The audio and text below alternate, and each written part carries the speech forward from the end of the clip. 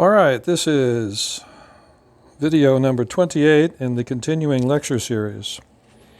Veteran Claims Ambush. Veteran Claims Ambush. This is a study course. It is a college level course. And the purpose of it is to, pardon me while I move around some wires, is to bring you up to date on how your adversaries at VBA claims see you and have been taught to act against you and use different devices to basically screw with your due process rights. So, this course is to educate veterans. It is also to educate lawyers who may have clients who are veterans. Okay? And today, and in 28, this is the first part of 28, 28A, and then 28B will come up because I can't go for that long. I edit these in the camera, but I have to have things ready to stand by when I take a break. And I've been pretty sick lately, so not COVID. So we're going to go through this. Today, I'm going to tell you a horror story. I'm going to show you something and educate you. I don't like doing this because it's tasteless. On the other hand, I'm doing this so this doesn't happen to you. Let's recap something. This is something I got, and I want you to see this to show you how the Board of Veteran Appeals staff, the Board of Veterans Appeals staff, either can't keep control of records or they just blow you off. Now, this is the staff. I'm not talking about veterans law judges. This is the admin section, who can't even keep a calendar, a docket calendar. Take a look at this letter. You've seen it before. It's very simple. They have their own little, how can I call it, bureau responding to Privacy Act demands. This is where I said to them, I would like, the first paragraph says it, I want the name of who sent me certain letters, because they don't sign their letters. My position is the board is not a court. It is not a court. It does not come under the Administrative Procedures Act. It is not a court. It does not keep a regular calendar. It acts ex parte, deliberately, frequently. They couldn't figure out who sent me certain letters on their letterhead.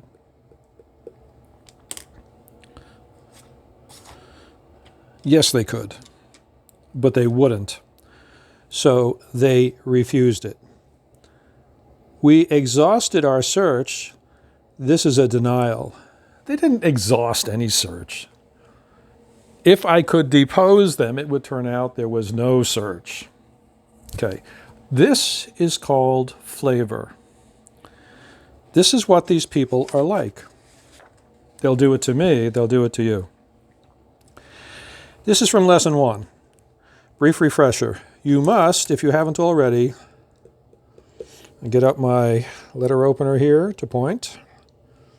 Milgram Pain Experiment, Stanford Prison Experiment. You must read these before you tangle with these people. All right? I go through a whole lot in this. So if you are picking this up now, read this.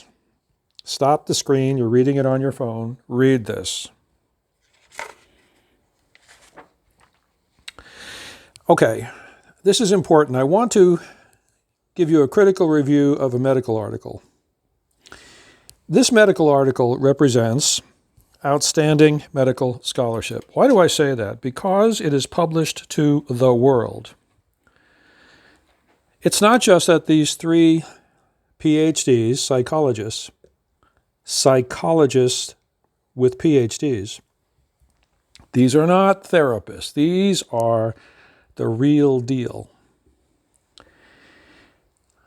I'm going to lead up to the horror story about what happened to a vet regarding long-term catastrophic injuries and how he was mistreated by the VA and up through the line and how they ran an ambush on him. But to do that, I want you to understand something. This was published in 2008. 2008. You can look this up for yourself. Okay? University of Pittsburgh. Okay? Journal of the American Medical Association. Now, in the batting order of big names, the Journal of the American Medical Association is about as big as it gets in medical research publications in this country. Material from that is then published ordinarily on the National Institute of Health, which is the federal government. You with me? So you can see what this article is about. Psychological stress and disease. Stress has all kinds of secondary fallout. Look at this. The effects of stress on disease. These are from studies. These experts are not divining this. They are talking about this based on a history of studies. Let's go back up a little bit. Exposures to chronic stress are considered the most toxic because they are most likely to result in long-term or permanent changes in the emotional, physiological, and behavioral responses that influence susceptibility to and the course of disease. Okay? Sometimes in the military, people will get busted up, exposed to disease, poisoned. It is the nature of the beast. The mission comes first, the soldier, the veteran comes second. That is accepted. On a quantitative basis, military actions may result in death. Commanders figure this out. The numbers are reality. Decisions are taken sometimes knowing there will be fatal casualties or very serious injuries. But the mission comes first. That is not true of civilian occupations, where OSHA applies. Okay? So we know that stress causes physical reactions. Now, I've jumped ahead. Let's go back a little bit, because when I get to the real horror story of what they did to this veteran, see this here? The role of stress in 4 major diseases: clinical depression, cardiovascular disease, which they call CVD, human immunodeficiency virus, and cancer. Cardiovascular disease. I want you to concentrate on that. Now, you can pull down this article. I want to talk to you about how scholarship works. If someone tells you they're doing research on pulmonary heart issues as a result of stress and doesn't refer to this article in specific, the research is dubious. Why? Because this is 2008 JAMA, Journal of the American Medical Association.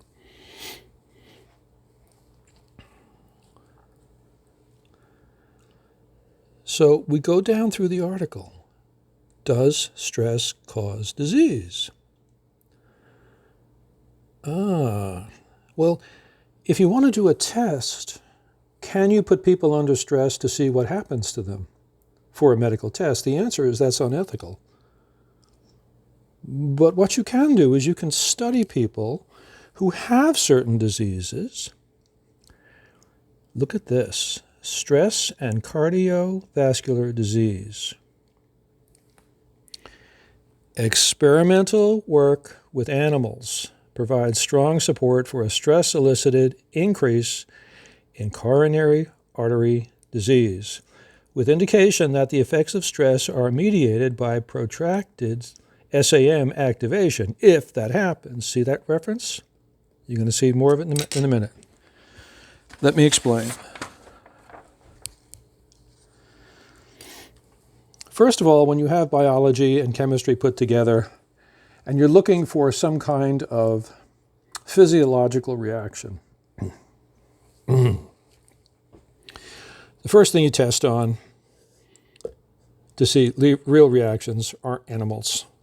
What kind? Small ones, mice, other types of rodents. And then you move on to the big ones. And then you move on to something that mimics human beings, which many times is pigs. Only then can you proceed to humans. But can you inject them into the testing phase? If the testing phase is going to induce stress, it would be unethical to put them in here, humans.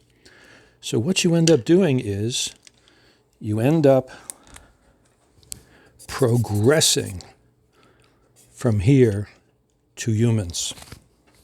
That's how a test works.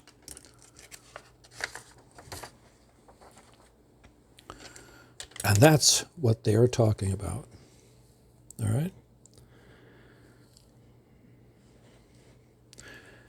Most investigations have focused on life events as triggers of depression onset. Increased stress also predicts the clinical course of major depression, including features such as longer duration, symptom exacerbation, and relapse. Evidence also suggests that events that occur concurrently with treatment reduce positive response. You follow what that says? Okay. Stress and cancer. Experimental research in animals has found. This is an excellent article. It's going through all the different types of concepts of testing. Long-term CVD risk is also increased among initially healthy individuals. Look at what it says. Long-term heart risk is also increased among initially healthy individuals who experience traumatic events such as death of a child, who are exposed to emotional, sexual, or physical abuse during early life. Okay. Do you understand this? In other words, if you go through this kind of a trauma, long-term heart problems occur. There is a potential for it. With me? Read that paragraph.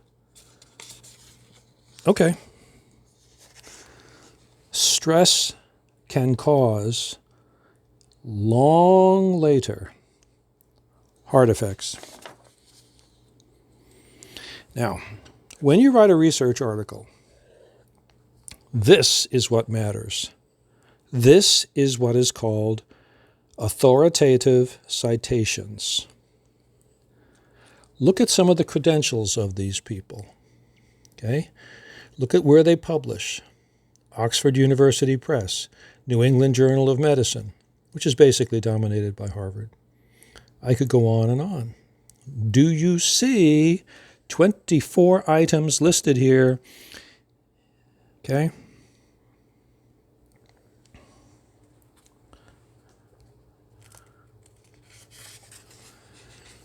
Okay? Associations between psychological stress and disease have been established, particularly for depression, CVD, and HIV/AIDS. Okay, this is absolutely clear. This is part of the authority. This is what scholarship looks like. Now, this is out in public. Out in public. It is open to peer review and criticism in the entire world. I got this off Google.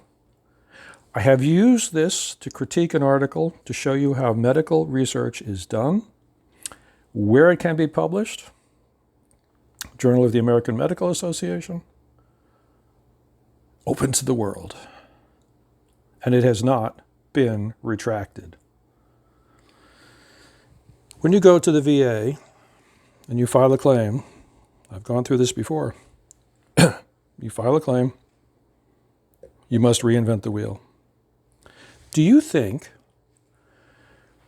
the people at VBA, Victor Bravo Alpha, could not find this article? Let's have a break. I have to stop for a minute, or two, or three.